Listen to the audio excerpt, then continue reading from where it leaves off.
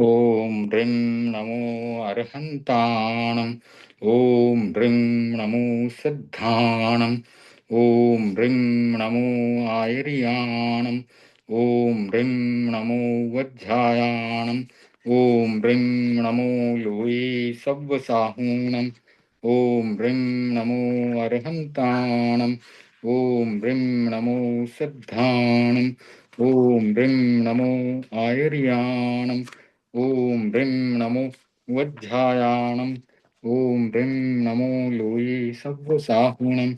ॐ ह्रीं नमो अर्हन्ताणम्। ॐ ह्रीं नमो सिद्धाणम्। ॐ ह्रीं नमो आयर्याणम्। ॐ ह्रीं नमो वज्रायाणम्। ॐ ह्रीं नमो लोये सव्वसाहूणम्। ॐ ह्रीं नमो अर्हन्ताणम्। ॐ ह्रीं नमो सिद्धाणम्। ॐ ह्रीं नमो आयर्याणम्। ॐ ह्रीं नमो वज्रायाणम्। ॐ ह्रीं नमो लोये सव्वसाहुणम्।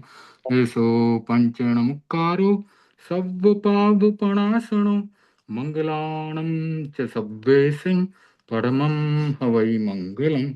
परमं हवै मंगलम। आज एक टेबल भेज रहा हूं जिसमें कि पुल्लिंग स्त्रीलिंग शब्दों का जो रूप है सातों विभक्तियों में संबोधन को जोड़ करके आठों विभक्तियों के रूप हैं उसमें, और उससे हम फिर हर कारक विभक्ति में सेंटेंस बनाना, वाक्य बनाना सीखते हैं। तो मैं ये व्हाट्सएप ग्रुप में ले रहा हूं, इसको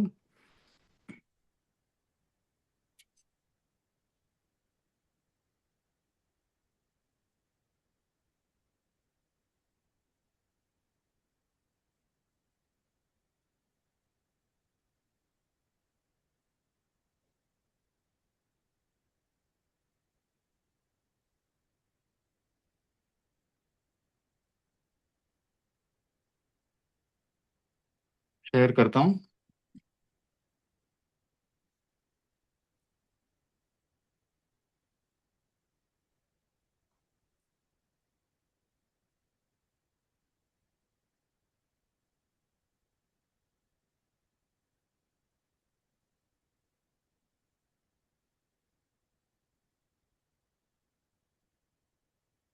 अभी आप इसमें देखें,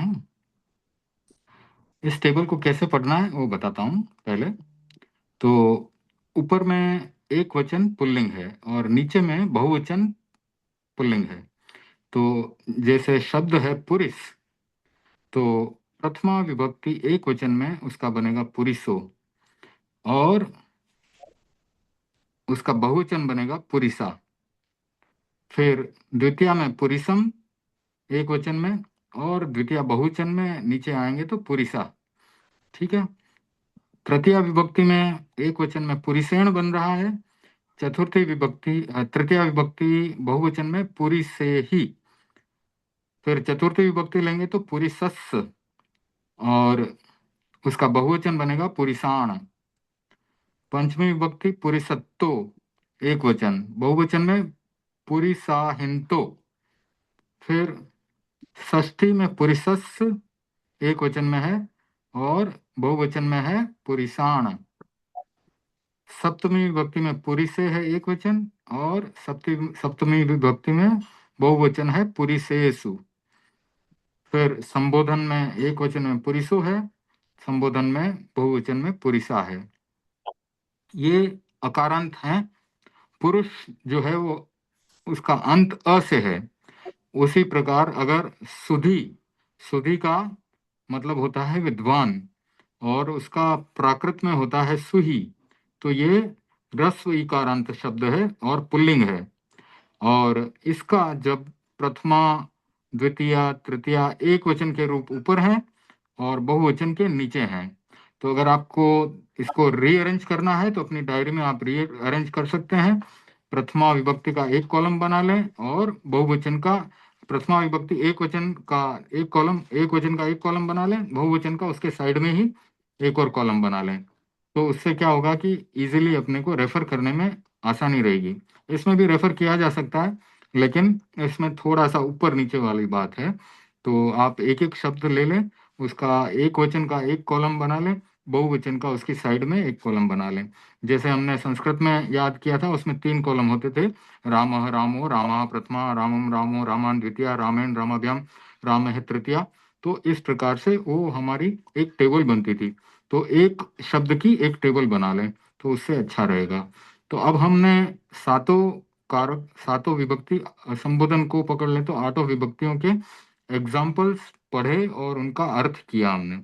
अब उसके सिंपल सेंटेंस हम स्वयं बनाएंगे तो उसमें और अच्छा लगेगा, आनंद आएगा और भाषा के ऊपर अपनी पकड़ बढ़ेगी।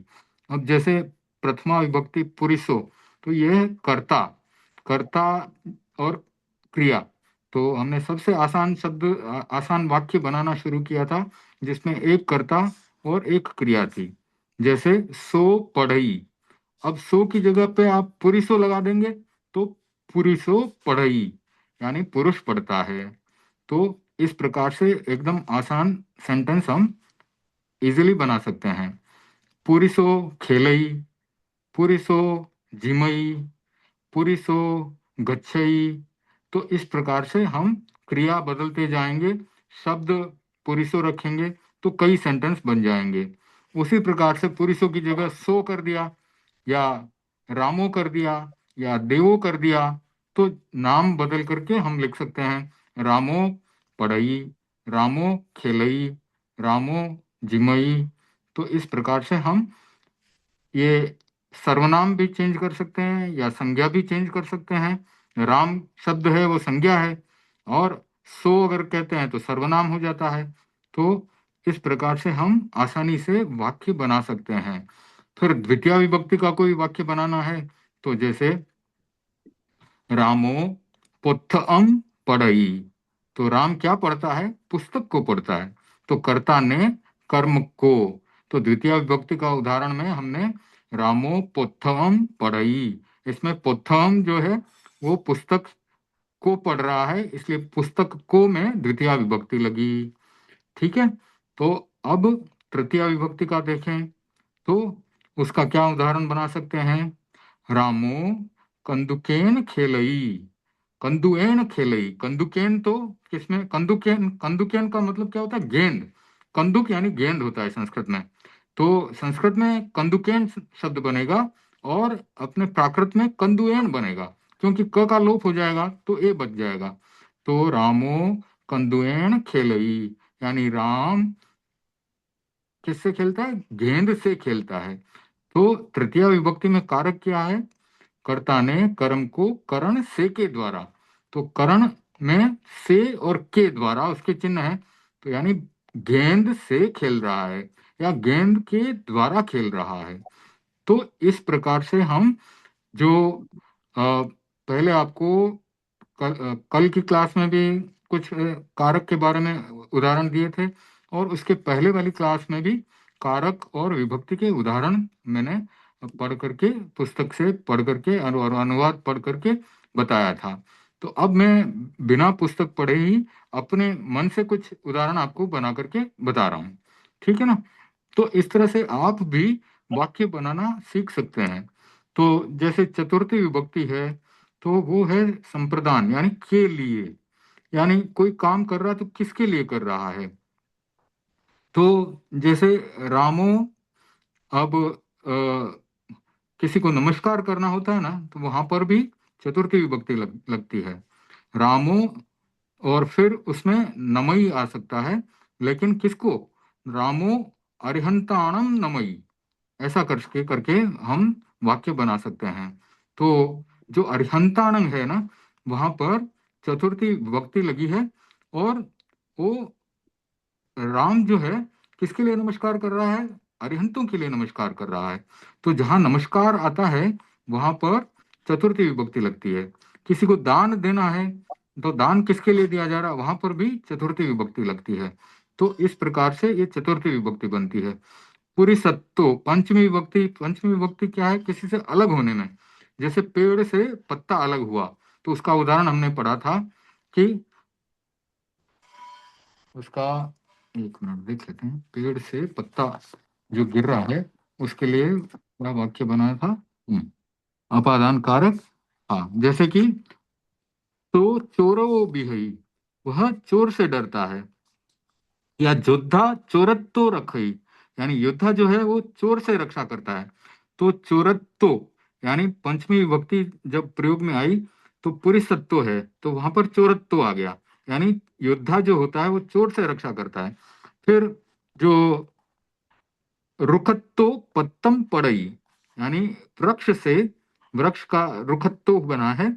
जैसे पुरुषत्व था वैसे रुखत्तो बना है। पत्तम पड़ई, पत्तम में क्या है, द्वितीय विभक्ति लगी है, पत्र है ना, वो गिर रहा है। लेकिन किससे अलग होके गिर रहा है, वृक्ष से अलग होके गिर रहा है। तो रुखत्तो में पंचमी विभक्ति लगी, क्योंकि वृक्ष जो है उससे पत्ता अलग होके गिर रहा है। तो ये पंचमी विभक्ति है, वो अपादान कारक है। वो अपादान का चिन्ह है से। वो से किस अर्थ में, विलग, अलग होने के अर्थ में। तो जब पत्ता पेड़ से गिरता है तो रुखत्तो पत्तम पड़ई, यानी वृक्ष से पत्ता अलग होकर के गिर रहा है। बीजत्तो अंकुरो जायई, यानी बीज से अंकुर फूट रहा है। तो किससे फूट रहा है, बीज से फूट रहा है, इसलिए बीजत्तो अंकुरो जायई, यानी बीज से ऊपर उठ रहा है वो, तो इसलिए उसमें पंचमी विभक्ति का प्रयोग हुआ। धनत्तो विद्या सेठा, जहां कंपैरिजन होता है वहां पर भी ये पंचमी विभक्ति लग जाती है। तो धनत्तो यानी धन से, विद्या यानी विद्या, सेठा यानी श्रेष्ठ होती है। तो इस प्रकार से ये पंचमी विभक्ति का उदाहरण आता है, तो उपादान कारक आता है इसमें। और षष्ठी विभक्ति जो है वो संबंध है काके की, यानी किसकी पुस्तक है, किसका ये टेबल है, या किसका शर्ट है या पैंट है, किसकी साड़ी है, उस अर्थ में संबंध कारक लगता है। तो जैसे इमो जिणस उपदेशो अथी, तो पुरुषस है वहां पर जिणस लगा दिया। तो इमो यानी यह, जिणस यानी जिनका, यानी अरहंतों का उपदेश है। तो इमो जिणस उपदेशो अथी। ठीक है। तो इस प्रकार से ये सारे एक वचन के उदाहरण हैं। ये सप्तमी विभक्ति में, पर, उसके लिए, यानी कोई चीज किसी के अंदर है, घर के अंदर है, यानी या तिल के अंदर कुछ तेल है। कुछ बोल रहे हैं? तो सप्तमी, सप्तमी विभक्ति में जो है कोई चीज उस वस्तु के अंदर है, तो उसके लिए वो सप्तमी विभक्ति आती है।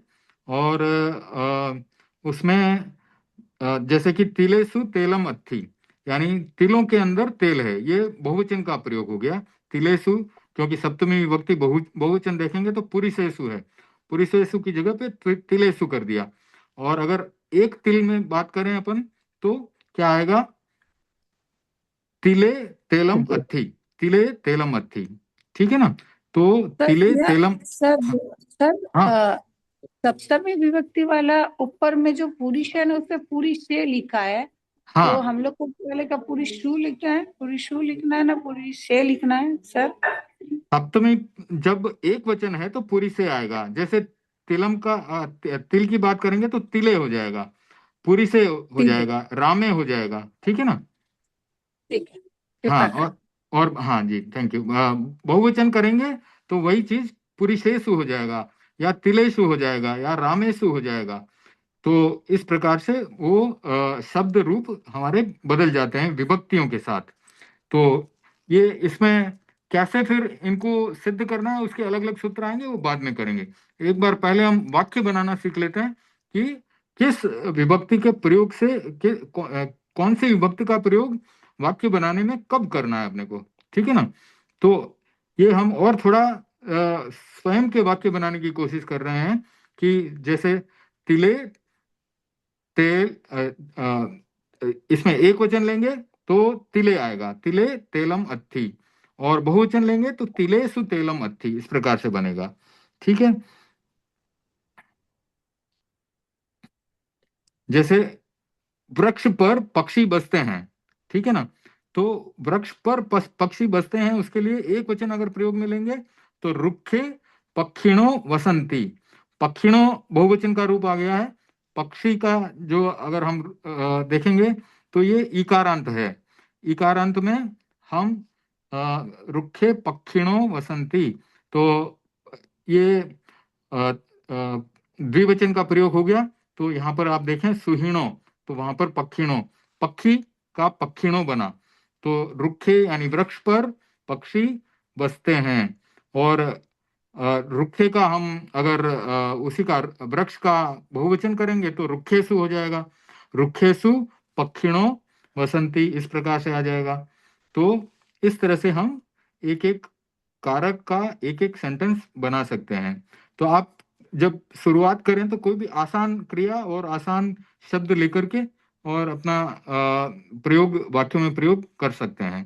तो जो उदाहरण आपको भेजे हुए हैं ग्रुप में, वैसे सिमिलर सेंटेंस भी बना सकते हैं। और आप आपकी मर्जी से कुछ भी आपको बनाना है, आपकी ऐसी कोई इच्छा है कि मैं खुद बनाऊं फिर उसको चेक करवा लूं, तो वैसा भी आप कर सकते हैं और मुझे भेज सकते हैं। तो आप कोशिश करें कि हर विभक्ति के साथ कम से कम एक वाक्य बनाएं, ताकि आपको उस विभक्ति और उस वचन का कॉन्फिडेंस आ जाएगा।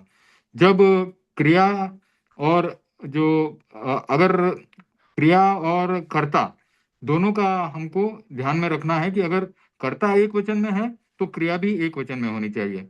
जैसे कि सो पढ़ई, और ते करेंगे तो ते पढ़ंती हो जाएगा। ठीक है ना। तो ये चीज आप ध्यान में रखें कि जो कर्ता है और उसके साथ जुड़ी हुई क्रिया है, दोनों में एक ही वचन लगे। ठीक है ना। तो अब इसमें जो टेबल है उसमें हमारे पास ह्रस्व इकारांत भी है पुल्लिंग में, और ह्रस्व उकारांत भी है पुल्लिंग में। जैसे सुही, ये सुधी के लिए है। साहू यानी ये साधु के लिए है। तो साधु का एक वचन और बहुवचन क्या बनेगा, वो पूरा इसमें दिया हुआ है। फिर स्त्रीलिंग शब्द भी इसमें है। तो बाला यानी बालिका, जुवई यानी युवती, नई यानी कि नदी, धेनु यानी कि गाय। तो धेनु का धेनु बना है, नदी से नई बना है। तो अब आपको इतना एक्सपीरियंस हो गया कि जो हमने शुरुआत के 20-25 सूत्र किए हैं ना, तो उससे आपको ध्यान में आ जाता है कि ये नदी बना, नदी का नई कैसे बना। तो द था उसका लोप हुआ तो नई बन गया। अब जुबई कैसे बना, जुबई तो युवती से बना है, तो युवती में आगे का ये था वो आदेर्य ज हो गया। तो जब, तो हाँ, नदी वाला कगते से तदेव वहां से बना है क्या? हाँ जी, हाँ, नदी वाला कगचज, हाँ, हाँ हाँ तो बिल्कुल, अच्छा बिल हाँ, अच्छा कगचज तद पय वाम प्राय लुक से द का लोप हो हाँ जाता है। कगते से तदेव एवं प्रायलुक हाँ। ठीक है ना। फिर जुबई में क्या था, युवती था। तो युवती में आदेर्यो ज से य का तो जय बन गया। और जो पीछे ती था उसमें वापस त का लोप किया, कगचज तद पय वाम अभी प्राय तो लुक से। कुछ हम लोग को ना पूरा सूत्र याद नहीं हुआ है जितना आपने हम्म, भेजा है ना। कुछ कुछ हम्म, याद हुआ, कुछ कुछ है। हाँ। तो आप जब नया शब्द देखें कोई, तो उसका सोचें थोड़ा सा कि ये कैसे बना। अब युवती है तो ये बहुत ही आसान है, युवती का जुवई, त का लोप किया बस, और आगे का ये था उसका ज कर दिया। तो आपको मतलब बार बार अभ्यास करने से आसान लगेगा। और मैंने मतलब इन सूत्रों का बहुत डीप में जो है जाकर के डिटेल में एक्सप्लेनेशन भी किया है। तो वो लेक्चर जो आपके मिस हुए हैं उनको भी थोड़ा एक बार रिवाइज कर लीजिए, तो भी थोड़ा आपको और अनुभव बढ़ जाएगा, एक्सपीरियंस और बढ़ जाएगा और कॉन्फिडेंस आ जाएगा। ठीक है ना। तो ये तो जितना अपन समझ लगाएंगे उतने हम विद्वान बनते जाएंगे, उतने एक्सपर्ट बनते जाएंगे। हर चीज का ऐसा ही नियम है ना। ठीक है। तो नहीं, संस्कृत का प्रकृत में समझ में आता है, लेकिन प्रकृत का हिंदी में नहीं कर सकते हैं अभी। प्राकृत का हिंदी में, अच्छा। हाँ, वो नहीं हो सकता है। प्राकृत का हिंदी तो अब जैसे नई शब्द है तो नदी है, आसान है। मतलब ये भी अभ्यास का तो जरूरत है अपने को। जैसे अभी मैंने जो हम्म। कहानी ली थी कल, वो तो हम्म। मतलब बहुत हाई लेवल की कहानी ले रहा हूं मैं। कहानी इसलिए ले रहा हूँ कि ताकि अपने को इंटरेस्ट आए। और उसमें से अब आपने देखा होगा कि एक एक पैराग्राफ में से मैंने कितने 15, 20, 25, 25 शब्द नए नए भेजे हैं उसमें से। तो वो ऊंचे लेवल की कहानी है। ठीक है ना। तो वो मैं इसलिए ले रहा हूँ कि अपना इंटरेस्ट और रुचि बनी रहे, नए नए शब्द अपने को ध्यान में आए कि ये शब्द आया तो कैसे हुआ, ये हुआ तो कैसे हुआ। तो उससे क्या है, अपना क्रिएटिव माइंड जो है ना, उसकी क्रिएटिविटी बढ़ेगी। ठीक है ना। हम्म। अभी ठीक। देखिए इसमें और भी नपुंसक लिंग के भी जो है 3 शब्द दिए हैं। देखिए एक है नयर, नयर यानी नगर, नगर का आगे मैंने आपको पहले बताया था कि न और न लगभग एक जैसा इसमें प्राकृत में चलता है, ठीक है ना। तो अब यहाँ पे जैसे फर्स्ट जो है बिगिनिंग में ही न का न किया है, तो ये ऐसा भी हो जाता है इसमें। जो अपना नोना सूत्र तो नहीं लगा, लेकिन प्राकृत में न और न का लगभग एकार्थक हो जाता है, कि मतलब उसका प्रयोग हम न की जगह न कर लेते हैं, ठीक है ना। और ग का यहाँ पर लोप हुआ, नगर का ग का लोप होने के बाद फिर अवर्णो यह श्रुति लगा, तो वहां पर अ की जगह पे यह बन गया, तो ऐसे नगरम का नयरम बन गया। तो ये नगर का इसने रूप दिया है यहाँ पर अकारांत वाले का फर्स्ट इसमें। फिर दूसरा है वारी का, वारी यानी कि पानी है। वारी भी संस्कृत का शब्द है, तो वारी का मतलब पानी होता है। तो पानी के लिए ये पूरा इसने इकारांत जो है उसका पूरा रूप दिया हुआ है। फिर बाद में है वत्थु। वत्थु जो है वस्तु से बना है, उसका हमने स्त का थ भी करना कैसे है वो सूत्र अभी लिया नहीं है, उसको भी समझेंगे धीरे धीरे। तो वस्तु का वत्थु बना है, और वत्थु के फिर ये उन्होंने रूप बनाए हैं। तो ये हर जो कारक है, हर विभक्ति जो है ना, उसमें वो रूप शब्द का कैसे बना, उसके लिए हर एक के लिए सूत्र हैं। और वो सूत्र हम धीरे धीरे पढ़ेंगे, क्योंकि एक ही बार में तो सारी चीजें बताई नहीं जा सकती ना। तो अभी हम पहले जितना सरल सरल है वो चीज सीख रहे हैं, कि हम सरल सेंटेंस बनाना सीखें। और ये जो यहाँ पर शब्द हैं इस टेबल के अंदर ना, ये शब्द हमारे लगभग काफी यूज में आते हैं। तो सरल भी हैं शब्द, छोटे छोटे छोटे छोटे शब्द हैं, और इनसे हम वाक्य बनाना सीख लेंगे, तो आगे जाकर के अभ्यास से थोड़ा डिफिकल्ट वाला भी अर्थ हमें समझ में आने लगेगा, ठीक है ना। तो आज अब हम आगे थोड़ा, वो कहानी कल छूट गई थी, तो थोड़ा सा रिवाइज भी कर लेंगे, और थोड़ा आगे बढ़ करके कहानी पूरी जो है आज खत्म कर देंगे। फिर मैं ग्रुप में उसके जो भी डिफिकल्ट शब्द हैं उनके मीनिंग डालूंगा, और फिर अपन उसका पूरा का पूरा हिंदी अनुवाद भी ग्रुप में डाल देंगे, ठीक है। तो अब वो कहानी को लेके आता हूं मैं। तो ये जो है विभक्ति का थोड़ा अभ्यास करना है, कम से कम एक एक सेंटेंस, एक एक वाक्य अगर आप बना सकें तो बहुत अच्छा रहेगा। और फिर हम वापस अगले उसमें अगली क्लास में और अभ्यास करेंगे। जैसे कि हमने सूत्रों का डिटेल में अभ्यास किया, काफी दिनों तक हमने 20-25 सूत्र जो है शुरुआत वाले वो चलाए। अब मैंने सोचा कि थोड़ा और कुछ डिफरेंट करके देखते हैं। फिर मेरे को थोड़ा संस्कृत का भी एक चैप्टर करना है, तो वो भी मैं आगे लूंगा। तो आज मैं वो कहानी को जो है पूरा कर देता हूँ। तो और जो भी कभी भी प्रश्न दिमाग में आता है, कोई हिचकिचाहट नहीं रखें, आप व्हाट्सएप में भेजें, किसी में भी भेजें, मैं एकदम रिटायर्ड हूँ, तो कभी भी आपका उत्तर आपको मिल जाएगा, ठीक है ना। चाहे मुझे कुछ खोजना भी पड़ेगा तो मैं खोज करके भेजूंगा, लेकिन आप बिना हिचक के प्रश्न पूछ सकते हैं। थोड़ा मतलब हो सकता है कि आपको घर में आधा एक घंटा अभ्यास के लिए लगाना पड़े कभी कभार, तो उससे आपका जो है एक्सपर्टाइज बढ़ेगा, और जो भी मन में प्रश्न आएंगे उनको आप मुझे भेज दीजिएगा। तो अब मैं ले रहा हूँ कहानी को।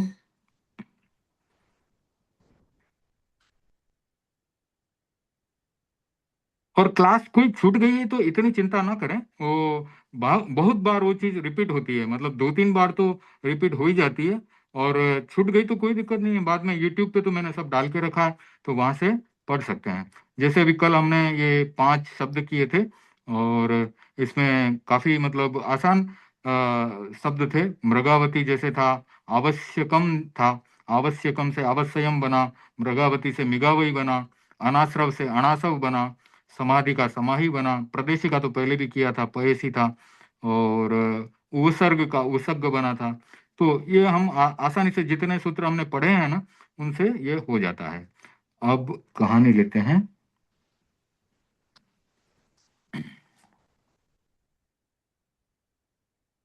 ये कहानी भी मतलब हिंदी में तो हमने सबने सुनी हुई है, कि कया धम्मम समायरणम, मतलब धर्म का आचरण कब करना चाहिए। कया यानी कदा, कदा से कया बन गया, धम्म धर्म से धम्म बन गया, समायरणम समाचरणम से समायरणम बन गया, ठीक है ना। तो ये धर्म का आचरण कब करना चाहिए। तो इस कहानी का सार यही है कि इसमें बताया गया है अंत में कि धर्म का आचरण कब करना चाहिए। तो ये कहानी इस तरह से होती है कि एगासियम वागरई गुरुवरो धम्म देशनम, तो गुरुदेव जो है धर्म की देशना दे रहे थे।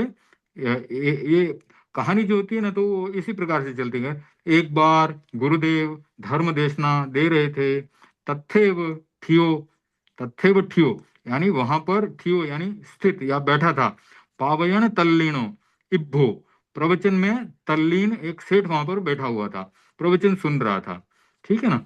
तो इणंतरे समागवो, तो इतनी देर में समागवो यानी समागत हुआ यानी आया, एगो कयंत दुओ, एगो यानी एक यमदूत, यमदूत जो है वो आया, असीणे हिंग नयने हिंग, असी यानी वो तलवार के लिए असी का प्रयोग होता है। अब असीणे हिंग नयने हिंग यानी क्रूर नेत्रों से, नयन, नयन से नयने हिंग बना। अब जब वो आप टेबल वहां पर रेफर करेंगे तो आपको तुरंत पता चलेगा कि नयने हिंग, अच्छा ये विभक्ति लगी। तो दरिस्माणो वज्र कसाए, दरिस्माणो यानी वो अपने क्रूर नेत्रों से उसको देखता है, दरिस्माणो वज्र कसाए गिराए, वज्रियुम पवुत्तो, वज्र कसाए, वज्र कक्कसाए, वज्र जैसी कर्कश वाणी, कक्कसाए कर्कश, वज्र यानी वज्र, वज्र जैसी कर्कश वाणी से वो बोलता है, वो कहता है कि एथम कहम थियो सी सेठो, यानी कि यहाँ पर तुम क्यों बैठे हो सेठ, वच्च सिग्गम मये सद्दिम, वच्च यानी चलो, सिग्गम यानी शीघ्रम, शीघ्रम मये सद्दिम यानी मेरे साथ, तुम शीघ्र मेरे साथ चलो। तो यमदूत तो आ गया, तो यानी कि मौत आ गई है, तो उसको लेने के लिए मौत का बुलावा आ गया। तो अब सेठ क्या करता है ना, चिट्ठी अव्वम एथ खणम भी, तो यमदूत क्या कह रहा है, न चिट्ठी अव्वम एथ खणम भी, एथ यानी यहाँ, चिट्ठी अव्वम यानी यहाँ पर बैठो नहीं, रुको नहीं, अना यानी कि न, यहाँ पर तुम एक क्षण भी, खणम भी यानी क्षणम अपि, जो संस्कृत में क्षणम अपि है, तो अपि का अभी हो गया, क्योंकि पो वह होकर के अपि से अभी हो गया, और अपि का मतलब होता है भी। तो क्षण भर भी तुम यहाँ पर अभी नहीं रुको, तुमको शीघ्र मेरे साथ चलना है। तो इस प्रकार से वो बात करता है। तब ये क्या कहता है, अकम हा यानी अकस्मात, अप अपच्च भिणायंग, अपच्च भिणायंग यानी अपरिचित। संस्कृत में अभिधान, अभिधान जो होता है, अभिधान का मतलब नाम होता है। तो अपच्च भिणायंग यानी अकस्मात अपरिचित व्यक्ति, पुरुषम, पुरुषम यानी व्यक्ति, निभालियोन, निभालियोन यानी देख करके, सो कम कंपियो जाओ, यानी वो कंपायमान होने लगा, सो कम कंपियो जाओ यानी वह सेठ जो था वो कंपायमान, कांपने लगा डर करके, कि इस प्रकार से मेरे से बात कर रहा है, मेरे को ले जाएगा, तो वो कांपने लगा। निवेयं यानी निवेदन किया, उसने निवेदित किया, निवेयं निवेदन किया, सब भावनाए यानी सद्भावना से, सेठिना संपई किवम काउन करेज, तो सेठिना यानी सेठ जो है वो सद्भावना से निवेदन कर रहा है, संपई किवम काउन, संपई यानी संपादित करना है मुझे, किवम काउन करेज, तो कुछ कार्य जो मेरे हैं मुझे संपादित करने हैं, मनो उरालो देज, मनो उरालो देज में अवकाशन, यानी मुझे कुछ देर का अवकाश दो, ठीक है ना। सद्भावना से वो निवेदन कर रहा है कि अभी कृपा करके मुझे मन को उदार करके, उड़ालो यानी उदार करके, मुझे कुछ कुछ देर के लिए छोड़ दें, अवकाश दें मुझे। तो किवम काउन करेज मनो उरालो देज में अवकाशन, यानी उदार हृदय से आप मुझे थोड़ा सा समय दे दें।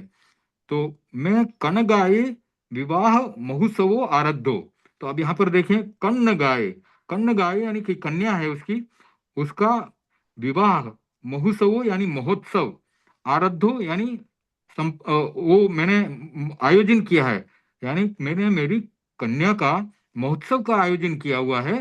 और आगे क्या कहता है, अध्ययनम करे में सुओ, सुओ यानी सुत, सुत, सुत के लिए सुतः का जो है वो सुओ बन गया, क्योंकि जो अंत में विसर्ग होता है उसका तो ओ हो जाता है और त का लोप हो जाता है, तो सुत का सुओ हो गया।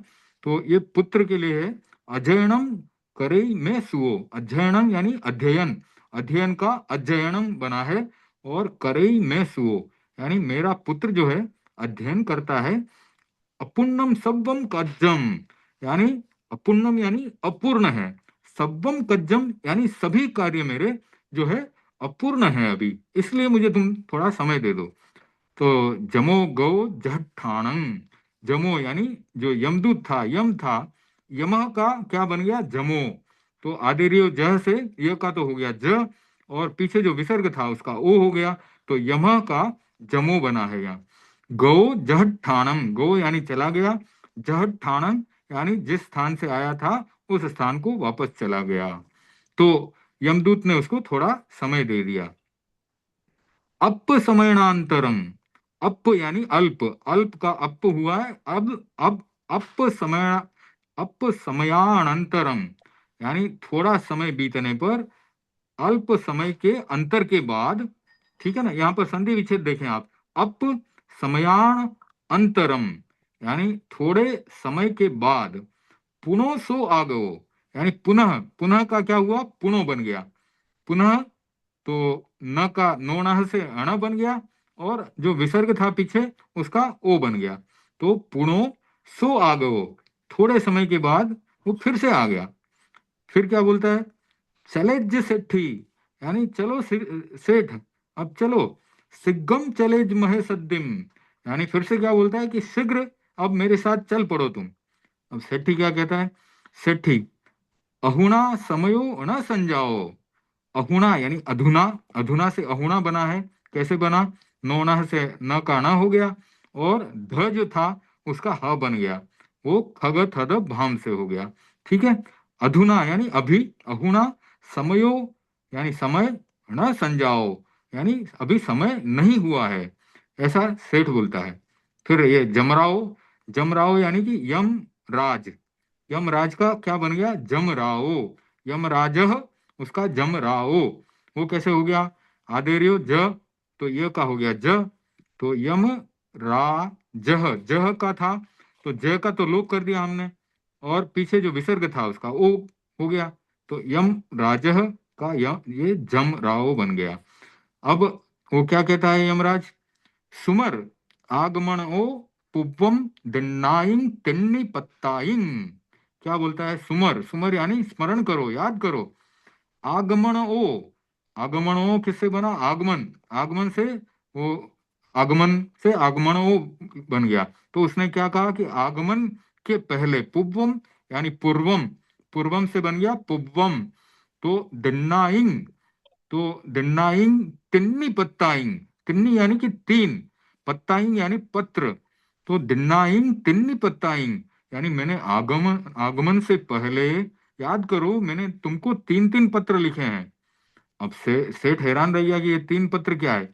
सो सेठी है ना, पासियाइंग में काइंग पत्ताइंग, तो सेठ बोल रहा है ना, पासियाइंग यानी मैंने नहीं देखा, काइंग पत्ताइंग कोई भी पत्र तुम्हारा नहीं देखा।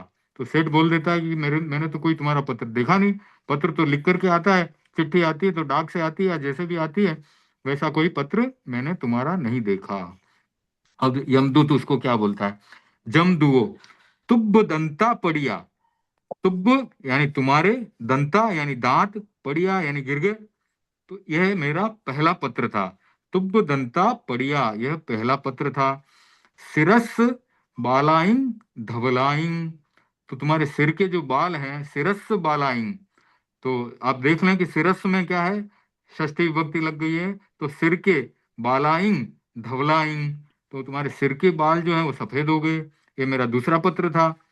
फिर क्या है, शरीरम भी सिडिलम तयावी, शरीरम भी यानी शरीर, और फिर अपि, शरीर, शरीरम अपि, तो ये दो शब्द हैं, संधि हुई है यहाँ पर। तो शरीर भी सिडिलम यानी शिथिल, तयावी न चिंतियम अपनो हियाहियम, तो ये तीन पत्र हो गए, तुम्हारा शरीर भी शिथिल हो गया है। तयावी, तयावी किससे बना है, तदापि से बना है तयावी, ठीक है, तदापि, तो प का तो वह बना है, और द का लोप होकर के अवर्णो यह श्रुति से यह आ गया वहां पर।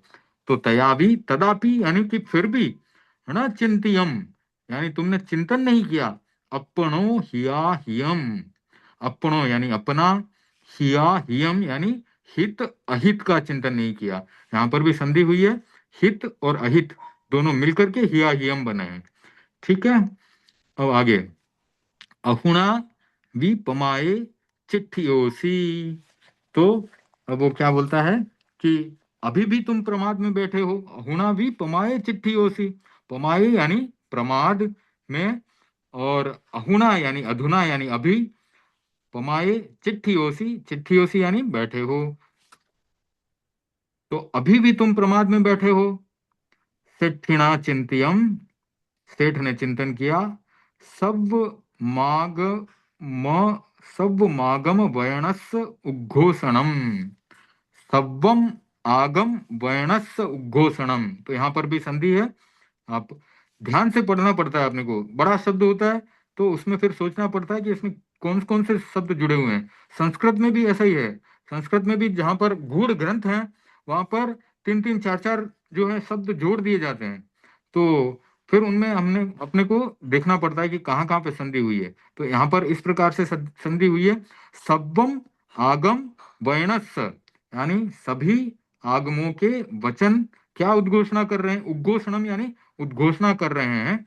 सब्बम आगम वयणस उद्घोषणम, यानी सभी आगम यह उद्घोषणा कर रहे हैं, सभी आगमों के वचन जो हैं ये उद्घोषणा कर रहे हैं। जरा जावन पीलेई, जरा जावन पीलेई, यानी जरा यानी क्या होता है, बुढ़ापा। जाव न पीलेई, जरा यानी बुढ़ापा, जाव यानी जहां तक, न पीलेई यानी वो पीड़ित ना करे, जहां तक बुढ़ापा न पीड़ित करे। वाही जाव न वड्ढई, वाही यानी कि व्याधि, जाव न वड्ढई यानी व्याधि जो है जब तक न बढ़ जाए, वड्ढई यानी बढ़ जाए। तो वाही जाव न वड्ढई, व्याधि जो है जब तक न बढ़ जाए। जाविंदिया न हायंती, चाबिंदिया यानी जब तक इंद्रिया यानी इंद्रिय, जब तक इंद्रियें न हायंती यानी हीन नहीं हो जाएं।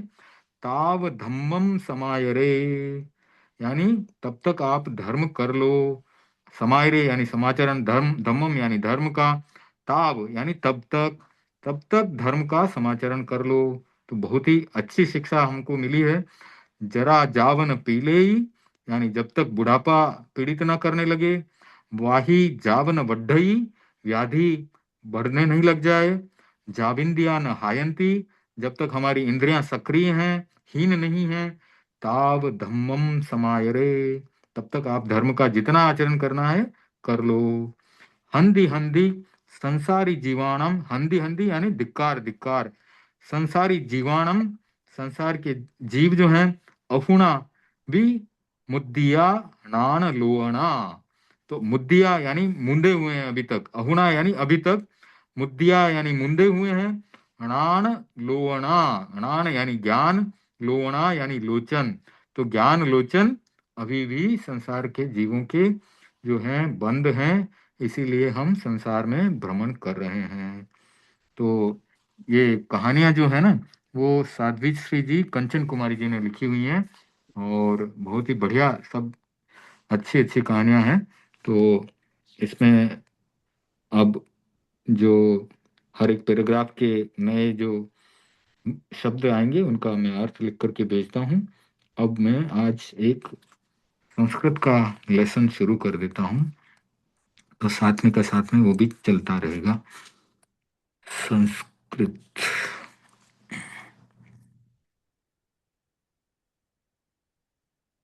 अभी तक कहानी में कोई डाउट रहे तो आप मुझे व्हाट्सएप करके भेज दीजिएगा। हम्म, अभ्यास एक। ओके, तो संस्कृत का, ओह सॉरी, ये तो अभ्यास 10 आ गया। एक से शुरू करते हैं। हम्म,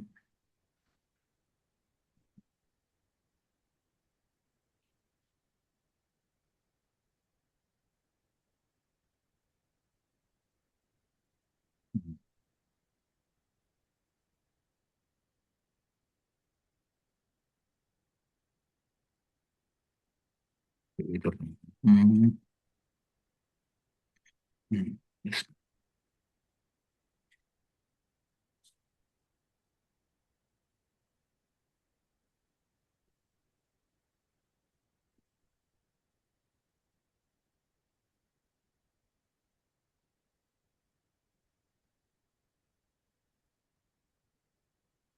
प्राकृत संधि संज्ञा, ये संस्कृत इधर है। ओके, ठीक है।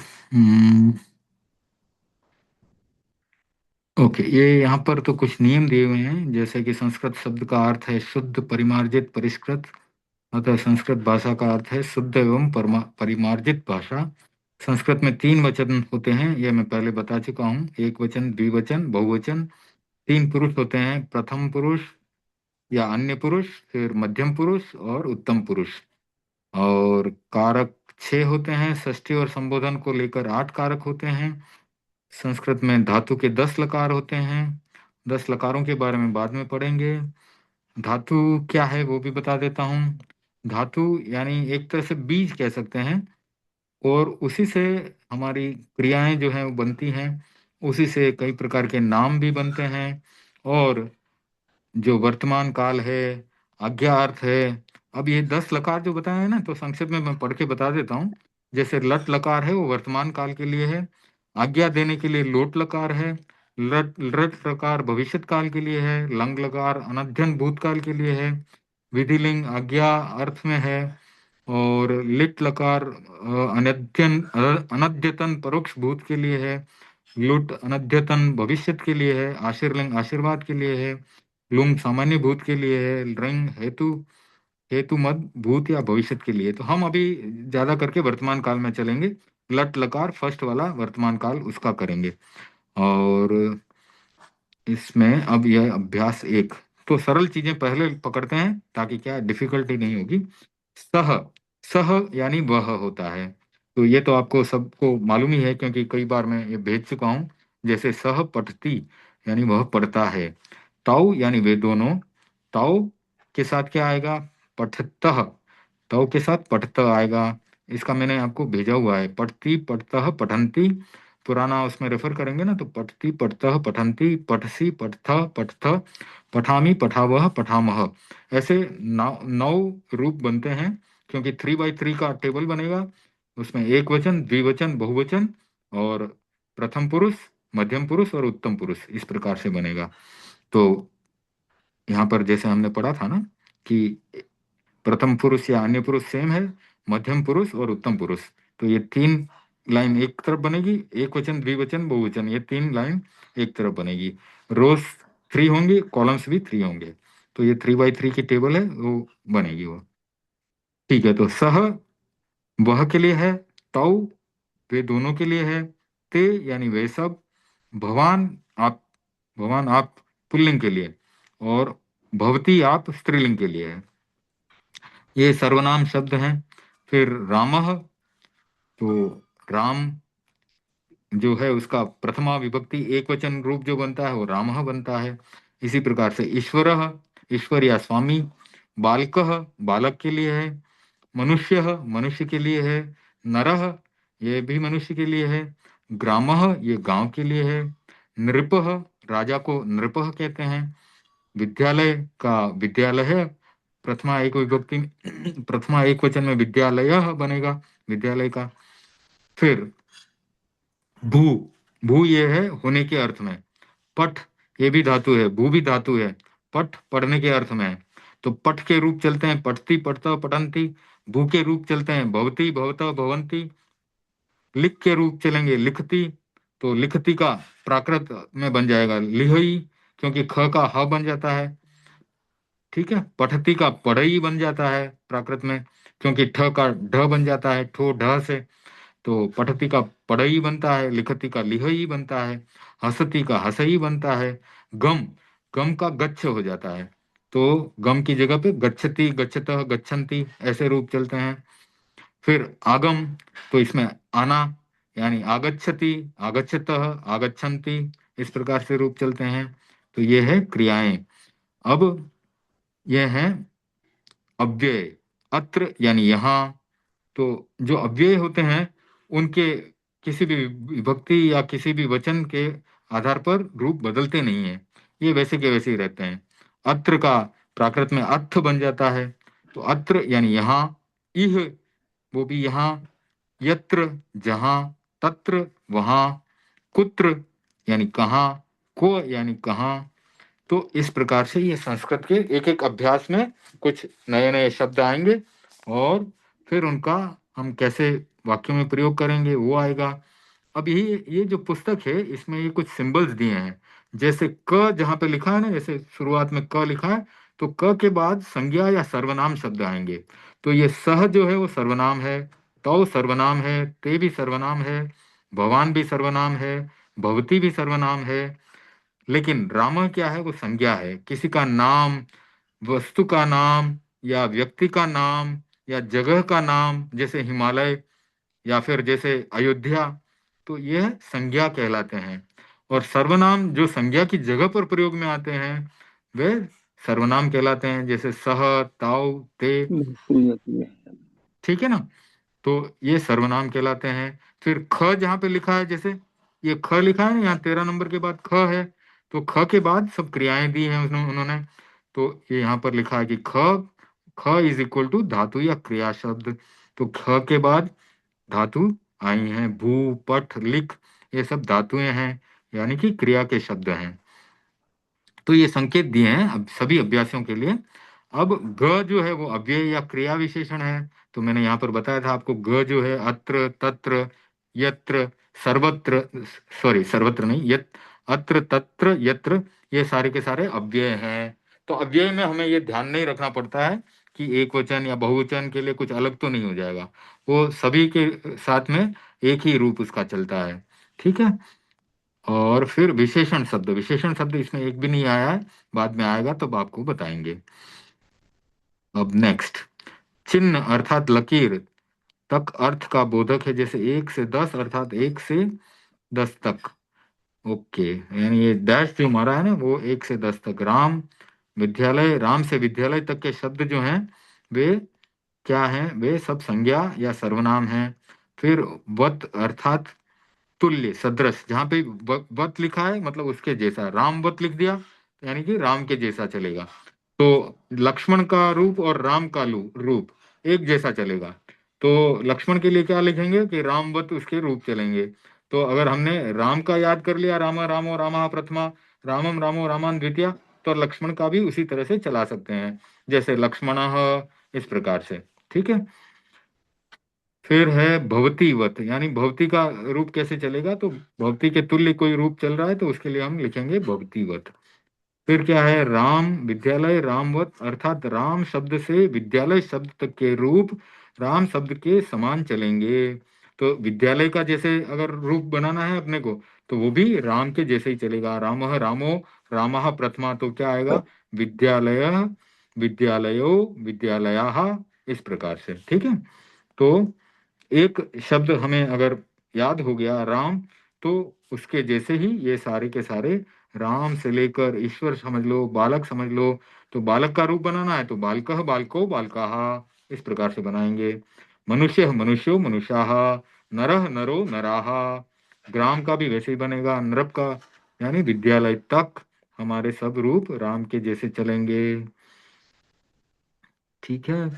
अब भू से लेके आगम तक भवतीवत चलते हैं, भवती, भवता, भवंती। तो क्रिया के रूप आपके पठती, पठता, पठंती, ये सिमिलर चलते हैं। तो यहाँ से लेके, कहाँ से, भू से लेके पठ, लिख, हस, गम और आगम, यहाँ तक इनके रूप एक जैसे चलते हैं। ठीक है।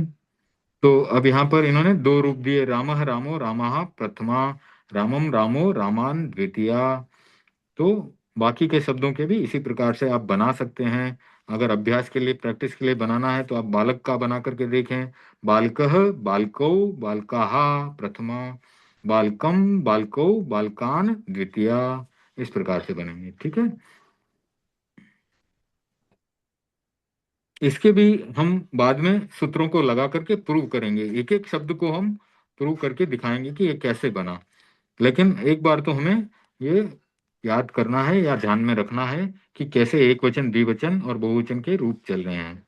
भू ये धातु भेजिएगा आप ये हमको जी, व्हाट्सएप पे, हाँ जी, ये व्हाट्सएप पे भेजिएगा ये हाँ, पेपर। राम शब्द का मैंने पूरा भेजा हुआ नहीं है। नहीं, ये नहीं, जो ऊपर का संस्कृत के जो आपने बताया अभी। हाँ हाँ, भेजूंगा, मैं जो भी आपको पढ़ा रहा हूँ ना सारा ही भेजूंगा मैं। हम्म। ठीक है ना। ठीक है। वो भेज, हाँ भेज दूंगा मैं।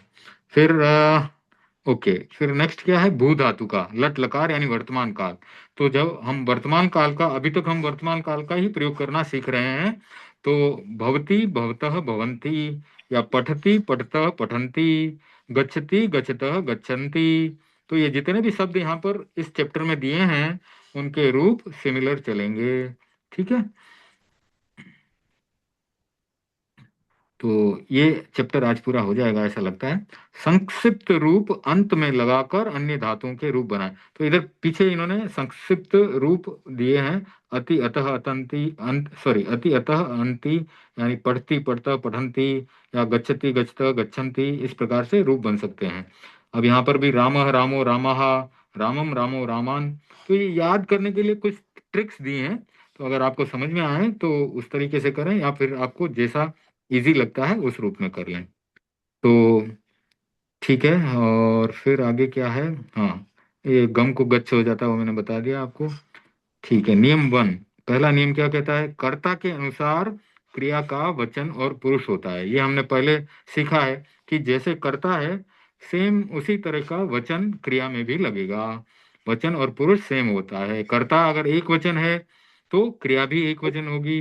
ठीक है, जैसे सह पठती, कर्ता प्रथम पुरुष एक वचन है तो क्रिया भी प्रथम पुरुष एक वचन होगी। अगर स की जगह अहम कर दिया मैंने तो अहम के साथ क्या आएगा, अहम पठामी। ठीक है, नियम 2, भवत, भवत शब्द के साथ सदा प्रथम पुरुष आता है। तो आप जहां पर हुआ ना वहां पर हमेशा प्रथम पुरुष ही आएगा। उसमें जो है मध्यम पुरुष और उत्तम पुरुष नहीं आता है, क्योंकि आप है, आप कह रहे हैं तो आप हमारे सामने कोई खड़ा है उसके लिए आप कह रहे हैं। ठीक है, आप शब्द का प्रयोग जो होगा वो प्रथम पुरुष के साथ होगा। तीनों लिंगों में धातु का रूप वही रहता है, यानी स्त्रीलिंग हो चाहे नपुंसक लिंग हो चाहे पुल्लिंग हो, उसके साथ धातु का रूप लिंग के साथ नहीं बदलता है। ठीक है, तो मैं कहूं कि रामः पठति, या फिर मैं कह दूं लता पठति, तो सेम हो गया वो। ठीक है ना, पठति का रूप चेंज नहीं हुआ, क्योंकि राम जो है पुल्लिंग था और लता जो है वो स्त्रीलिंग थी, लेकिन जो क्रिया का रूप है वो वही रहा, वो चेंज नहीं होता, लिंग के साथ चेंज नहीं होगा क्रिया का रूप, ये ध्यान में रखें। फिर नियम 4 क्या कहता है, कर्ता में प्रथमा होती है और कर्म में द्वितीया होती है। ये हम पढ़ चुके हैं, प्राकृत के कितने सारे हमने सेंटेंस पढ़े थे। जैसे रामो पढ़ई, तो रामो जो है वो करता है तो उसमें प्रथमा विभक्ति आई। फिर रामो पुत्थम पढ़ई, तो पुत्थम जो है उसमें द्वितीय विभक्ति आ गई, क्योंकि वो कर्म है। राम किसको पढ़ रहा है, पुस्तक को पढ़ रहा है, तो कर्म को जो है उसका द्वितीय विभक्ति कर्म कारक का चिन्ह है। ठीक है, तो कर्ता में प्रथमा होती है और कर्म में हमेशा द्वितीया होती है। अपदम न प्रयुंजित, बिना प्रत्यय लगाए शब्द या धातु का प्रयोग नहीं करें। जैसे ऊपर हमने धातु देखी पठ, ठीक है, तो पठ का हम डायरेक्टली यूज नहीं कर सकते। अब राम शब्द है तो राम का डायरेक्टली यूज नहीं कर सकते, राम के साथ विभक्ति लगेगी। करता है अगर प्रथमा विभक्ति है तो रामः बनेगा, सीधा हम राम पठती ऐसा नहीं कह सकते, हमको हमको वाक्य प्रॉपर बनाना पड़ेगा, रामः पठती। रामः पठ भी नहीं कह सकते, क्योंकि रामः के साथ एक वचन का जो है प्रयोग होगा और उसमें पठती हो जाएगा वो। तो यही बात वो नियम कह रहा है हमको कि बिना प्रत्यय लगाए काम नहीं कर सकते हम। रामः पठती का प्रयोग होता है, राम पठ का नहीं होता। ठीक है, अब नियम नंबर 6, एक अर्थ वाले यानी पर्यायवाची शब्दों में से कोई एक शब्द का ही प्रयोग करना है। तो पर्यायवाची शब्द है यानी सेम अर्थ वाले शब्द हैं, तो कोई भी उसमें से एक ही शब्द का वाक्य बनाने में प्रयोग करेंगे हम। तो अब मैं थोड़ा और अभ्यास का उदाहरण भी बता देता हूँ। तो ये उन्होंने सेंटेंस बनाए हैं उदाहरण के लिए। वह पढ़ता है, सह पठती, जो हमने प्राकृत में पढ़ा था सो पढ़ई, वही संस्कृत में बनेगा सह पठती। ठीक है, सह का प्राकृत में सो हो जाता है क्योंकि विसर्ग लगा है, उसका ओ हो जाता है। और पठती का पढ़ई बन जाता है, थो ढ से ठ का ढ हुआ और त का लोप हुआ तो पढ़ई हुआ। तो अब आप कंपेयर करते जाएं, संस्कृत में क्या पढ़ा रहे हैं, प्राकृत में क्या पढ़ा रहे हैं, तो साथ में के साथ में आपको दोनों जो है, दोनों का अभ्यास होते रहेगा। वे दोनों पढ़ते हैं, वे दोनों पढ़ते हैं के लिए क्या है, वर्तमान काल है, वे दो पढ़ते हैं, तो तौ पठतः, तो इसमें तौ आया, यानी ये द्विवचन है और प्रथम पुरुष है, तो उसी के अनुरूप में पठतः आ गया। पठतः जो है वो भी वो प्रथम पुरुष का द्विवचन का रूप है, तो जो कर्ता का आया वही वचन और पुरुष क्रिया में भी आ गया। ठीक है, वे सब पढ़ते हैं, तो वे के लिए ते आता है संस्कृत में, और पढ़ते हैं यानी बहुवचन है, तो पठंती आ गया, तो ते पठंती। आप यहाँ आते हैं तो भवान अत्र आगच्छति, तो हमने ऊपर देखा आपके लिए हम भवान शब्द लगाते हैं, यहाँ अत्र के लिए, यहाँ अत्र का अर्थ यहाँ यहाँ है, आगच्छति आने के लिए है, गच्छ जाने के लिए है, तो आगच्छ आने के लिए है, इसलिए भवान अत्र आगच्छति।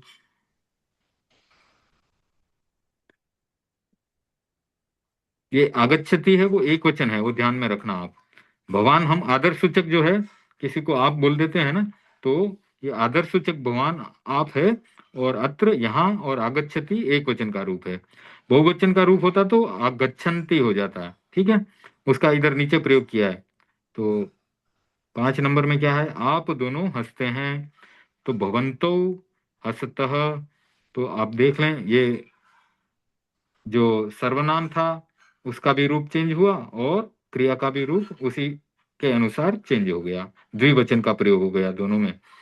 फिर आप सब जाते हैं, तो भवन्तः गच्छन्ति, तो भवान भवन्तो भवन्तः, ये प्रथमा विभक्ति के रूप बने आपके लिए, तो आप सब जाते हैं, भवन्तः गच्छन्ति। आप लिखती हैं, तो ये स्त्रीलिंग के लिए आया, तो भवती लिखती। वहां क्या हो रहा है, वहां यानी तत्र क्या किम हो रहा है, भवती। ठीक है, तत्र किम भवती। तो आज का समय पूरा हो रहा है। नीचे संस्कृत बनाओ, तो ये अभ्यास तो आप करना चाहें तो कर सकते हैं, और नहीं तो फिर बाद में मैं इसको भी समझाऊंगा। तो उदाहरण वाक्य जो आसान था वो आज हमने पढ़ लिया। अब मंगल पाठ करते हैं। इस बुक का नाम क्या है आपके पास, इस किताब का? ये पुस्तक जो है संस्कृत के लिए नाम नाम नाम इधर होगा, इसका नाम है रचनानुवाद कौमुदी। और एक्चुअली प्राकृत और संस्कृत की मेरे पास 4-5 पुस्तकें हैं, तो मैं वापस दुबई हम्म, आऊंगा तो सबके नाम आपको भेज दूंगा। अगर गुरुदेव के ठीक है। वहां आप जाते हैं और अगर आपको हम्म, मिलती हैं तो आप वो ले लीजिएगा, ठीक है ना। ठीक है। कम से कम भी 5, 4-4, 5-5 पुस्तकें होंगी। मैं तो क्या है, मुझे पढ़ने का इंटरेस्ट रहता है, तो जब भी जाता हूँ उधर कुछ नया दिखता है तो बस एक लेकर के आ जाता हूँ। तो मुझे नहीं, ये आप कहानियों बेसिक बुक का, हाँ जी, बेसिक बुक का नाम जरूर दीजिए, जो बेसिक बुक है मतलब फर्स्ट हाँ सीखने के लिए, हाँ उसका हाँ, नाम तो जरूर दीजिए। हाँ। जरूर जरूर। तो ये हाँ। हमने जो पढ़ाई की रचनानुवाद कौमुदी जो है, ये इसी से हमने भी शुरुआत की थी संस्कृत की पढ़ाई की। तो आपके लिए भी ये अच्छी है पुस्तक, रचनानुवाद कौमुदी। इसमें बेसिक एकदम जीरो से, समझ लें कि जीरो से चालू किया है। अभ्यास 1 जो है ये संस्कृत का हम्म, एकदम जो है जीरो से शुरुआत है, आपकी बिगिनिंग जो है बेसिक से ही हो रही है। और जो बेसिक रूल्स हैं बस वो अपने को ध्यान में रखना है। जैसे इसमें आज हमने 6 नियम पढ़े, तो वो 6 नियमों को हम्म। हमको ध्यान में रखना है। तो आगे से आगे हर एक चैप्टर में ऐसे नया नया कुछ आते जाएगा, तो उसको ध्यान में रखते हुए चलना है, ठीक है ना। और तो प्रकृत बुक का नाम भी बताइएगा बाद में, जब भी प्राकृत का भी टाइम हो। हाँ मैं भेज दूंगा। एक्चुअली ये वहां हाँ। पर जो है कभी उपलब्ध होती है कभी नहीं होती है, लेकिन जैसे ही मिले तो आप चौमासे में तो जरूर आपको मिलेगी। और चौमासे में मैं रहूंगा, शायद इस बार लंबी सेवा में हूँ, तो हो सकता है मैं 2 महीने वहाँ सेवा में रहूंगा, तो आप मेरे से भी संपर्क कर सकते हैं। शुरुआत में हम्म, ही चले जाऊंगा मैं, जुलाई अगस्त शायद मुझे लगता है कि वहीं होऊंगा। तो उस समय मैं वहाँ पर देख लूंगा, उनके पास अगर पड़ी होंगी ना, तो अपने ग्रुप के लिए जितने भी अपने अध्ययन में इंटरेस्टेड हैं उनके लिए 4-4, 5-5 सेट ऐसा करके मैं ले आऊंगा। तो जिसको मतलब आगे स्पीड में पढ़ने में रुचि है तो वो अपना सेल्फ स्टडी से भी कर सकते हैं, और मतलब अपने नॉर्मल ये जो क्लासेस चल रही हैं उसके साथ चलना है तो उसके साथ भी चल सकते हैं। यानी नॉलेज तो बहुत है संस्कृत में। आपको पता ही होगा कि करीब 3,000 से भी ऊपर ये धातुएं हैं। तो 3,000 से ऊपर धातुएं और फिर उसके एक एक धातु के 10-10 रूप बनते हैं। ये जो अभी आपने 10 लकार पढ़े ना, तो वो 10 लकार यानी भूतकाल के लिए अलग है, भविष्य के लिए अलग है, वर्तमान के लिए अलग है, आज्ञा आज्ञा देने के लिए अलग है, आशीर्वाद देने के लिए अलग है। तो इस प्रकार से अध्ययन तो इतना है, करते जाओ ऐसा है। ठीक है ना। लेकिन हमारी जो शुरुआत हो रही है वो हम धीरे धीरे स्पीड पकड़ेंगे। अभी एकदम आसान आसान चीजें जो है हम सीख रहे हैं और उसमें कोई डाउट नहीं रहे, इसलिए मैं बेस जो है अपना जो नींव जो है वो पक्की कर रहा हूँ कि ताकि अपने को आगे कोई परेशानी नहीं आए। तो नींव अपनी मजबूत रहेगी तो उसके ऊपर हमारा महल जो खड़ा होगा वो मजबूत बनेगा। ठीक है। तो आज का संपन्न करें। स्टॉप शेयर करता हूँ, मंगल पाठ से संपन्न करते हैं। ओम ह्रीं नमो अरहंताणम्। ओम ह्रीं नमो सिद्धाणम्।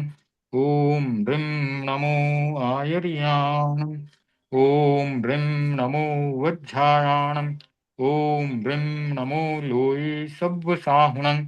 एसो पंचन मुक्कारो सव्व पागुपणासनो मंगलाणं च सव्वेशं परमं हवै मंगलम्।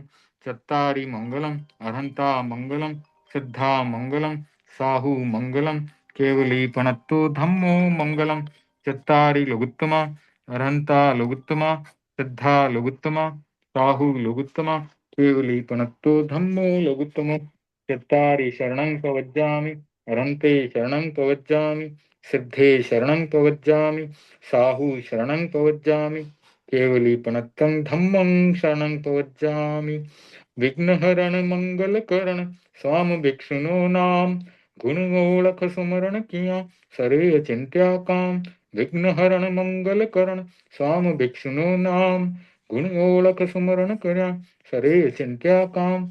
विघ्नहरण मंगलकरण स्वाम भिक्षुनो नाम गुणगोलख सुमरण कर्या सरे चिंत्या काम। सरे चिंत्या काम सरे चिंत्या काम। ओम अरहम। धन्यवाद, आप सब ज्वाइन करें आज। Thank you for joining. Meeting and करेंगे। परम पूज्य गुरुदेव के हम सब आभारी हैं।